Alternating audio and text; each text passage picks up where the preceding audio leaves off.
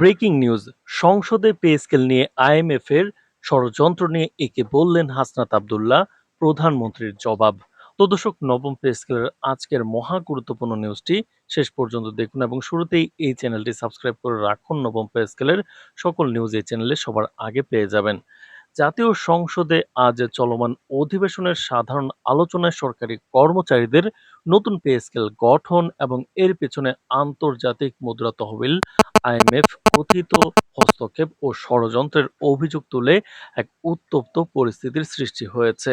বৈষম্য বিরোধী ছাত্র আন্দোলনের অন্যতম প্রধান সমন্বয়ক ও বর্তমান সংসদ সদস্য হাসনাত আব্দুল্লাহ আজ সংসদে দাঁড়িয়ে এই বিষয়ে তীব্র ক্ষোভ প্রকাশ করেন।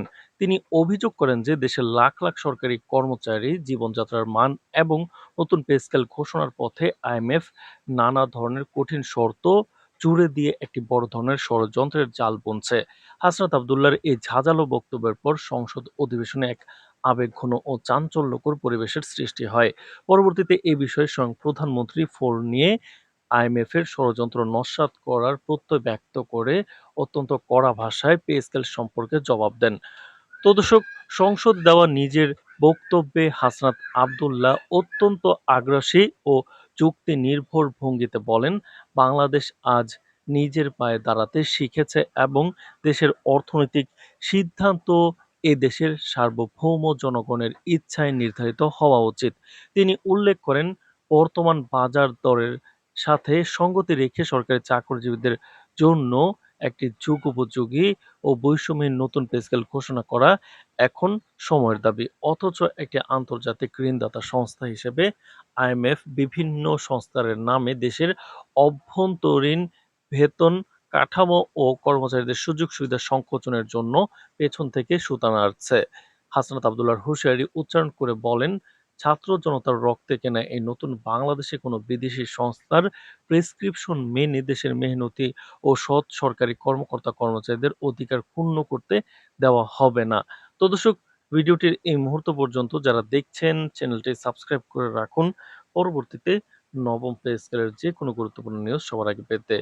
তো দর্শক, আইএমএফ যদি মনে করে, আরো বলেন হাসনাত আব্দুল্লাহ, যে আইএমএফ যদি মনে করে যে তারা ঋণের শর্তের দোহাই দিয়ে পে স্কেল আটকে রাখবে এবং আমলাতান্ত্রিক জটিলতা তৈরি করবে, তবে দেশের সচেতন তরুণ সমাজ এবং সাধারণ মানুষ তার রাজপথে ও সংসদে সমানভাবে প্রত্যয়িত করবে।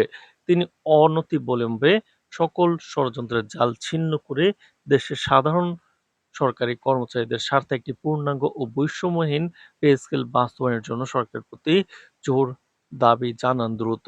তো দর্শক, হাসনাত আব্দুল্লাহ এই কড়া বক্তব্যের পর সংসদে উপবিষ্ট সংসদের মধ্যে ব্যাপক শোরগোল ও টেবিল চাপড়ানোর শব্দ শোনা যায়। অদ্ভুত পরিস্থিতিতে পরিস্থিতি সামলা দিতে এবং সরকারের অবস্থান পরিষ্কার করতে স্বয়ং প্রধানমন্ত্রী ফ্লোর নেন। তিনি হাসনাত আব্দুল্লাহর উদ্বেগকে সাধুবাদ জানিয়ে অত্যন্ত দৃঢ়তার সাথে বলেন, বাংলাদেশের অর্থনৈতিক সার্বভৌমত্ব রক্ষা করতে এই সরকার পুরোপুরি প্রতিশ্রুতিবদ্ধ। প্রধানমন্ত্রী সাফ জানিয়ে দেন যে আইএমএফ বা অন্য কোনো বিদেশি সংস্থা বাংলাদেশকে ঋণ দিতে পারে, কিন্তু তারা এ দেশের অভ্যন্তরীণ নীতি কিংবা সরকারি কর্মচারীদের ভাগ্য নির্ধারণের চাবিকাঠি নিজেদের হাতে নিতে পারে না।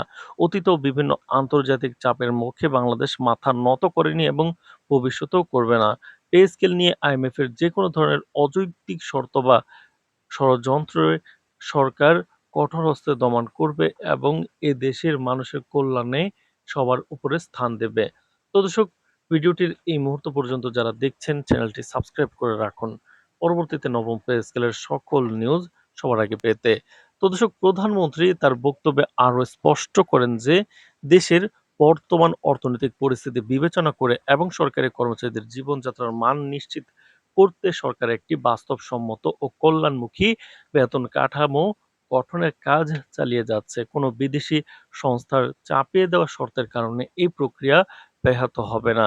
তিনি বিরোধী ও তরুণ সংসদ সদস্যদের আশ্বস্ত করে বলেন, দেশের আপামর মেহনতি মানুষের স্বার্থ রক্ষা করে যে কোনো অর্থনৈতিক সিদ্ধান্ত নেওয়া হবে এবং ষড়যন্ত্রকারীদের সমস্ত পরিকল্পনা করে নস্যাৎ করে দিয়ে যথাসময়ে কর্মচারীদের জন্য সুখবর নিয়ে আসা হবে। প্রধানমন্ত্রীর এই জোরালো ও সময়োপযোগী জবাবের পর সংসদে স্বস্তির হাওয়া ফিরে আসে এবং সংসদ সদস্যরা করতালি দিয়ে এই বক্তব্যকে স্বাগত জানায়।